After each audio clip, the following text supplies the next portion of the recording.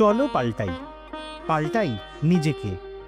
সমস্যা তো জীবনের পথে আসবেই আসবে, তার সম্মুখীন হতে গেলে চাই পজিটিভ থিঙ্কিং।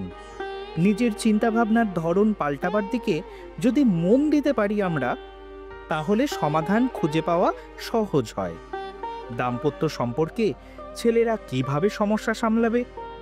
ওই যে বললাম, পজিটিভ দৃষ্টিভঙ্গি সব সমস্যার সমাধান।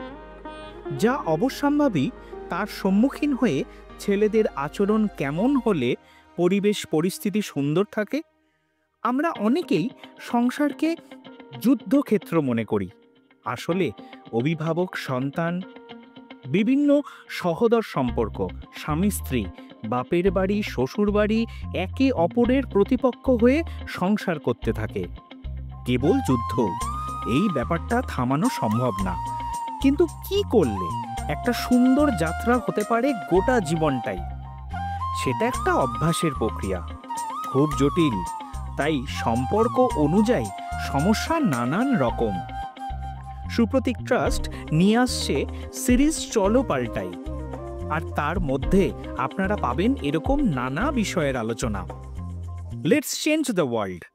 বন্ধুরা, আমাদের কাজ দেখুন, ভাবুন, মতামত জানান আর অন্যদের সঙ্গে ভাগ করে নিন।